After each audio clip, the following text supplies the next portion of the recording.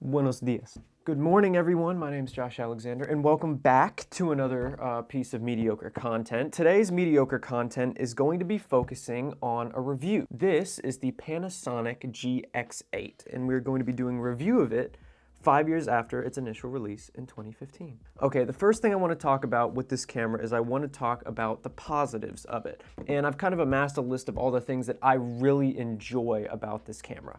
So the first thing I want to talk about is the fact that it has a 20 megapixel micro four thirds sensor. Now, this camera was initially released as a photography camera, and as such, it needs to have a proper sensor to match that. So with the 20 megapixel sensor, you're able to get some pretty awesome photos with this. And funny enough with this camera is that it actually has the same megapixel count as what I'm recording on now, the Panasonic GH5. So it's pretty awesome that they're able to fit that same sensor into this smaller body. The second thing I want to talk about is the fact that this has dual image stabilization. Now, many cameras have image stabilization, but what's awesome about this one is that it's weather sealed and also that it does in-body camera stabilization that mirrors with the lens stabilization. So you're able to get 2 rounds of awesome stabilization and get the best picture possible. Now, I'll go ahead and throw some footage I captured with image stabilization off and then with image stabilization on, so you can see the difference. The other thing I really love about this camera is the fact that it has a flip-out LCD. The other awesome thing that I love about this display is that it's able to rotate outwards and you can do front-facing with it, which is very nice when you're doing solo videography like I am right now in a studio. The other thing I really love about this camera versus its others in the same line is the fact that it has a mic jack. Now, there is a downside with the mic jack on this camera in the fact that it's not quite a normal 3.5 millimeter 1/8 inch jack, it's a 2.5 millimeter jack on it.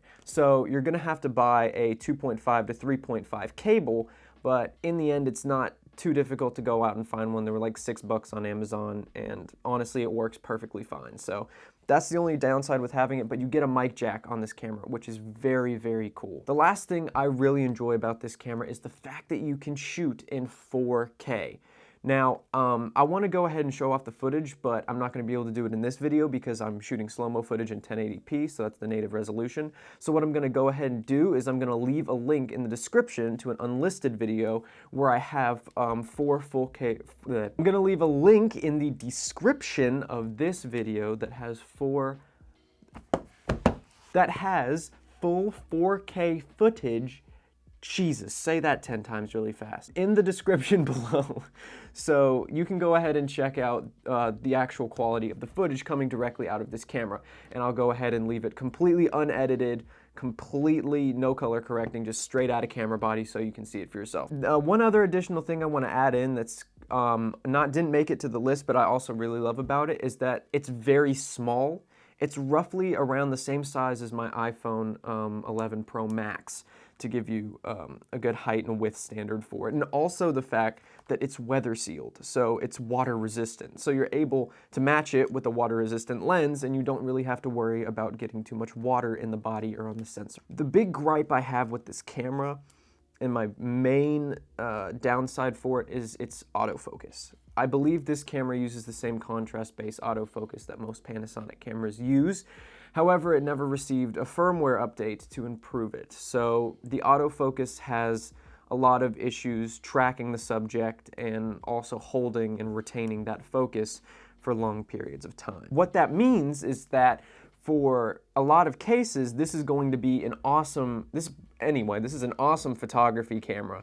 That's beside the point, but I'm talking strictly for video. This is going to serve more as a B cam for a few different scenarios that aren't necessary for vlogging, in my opinion.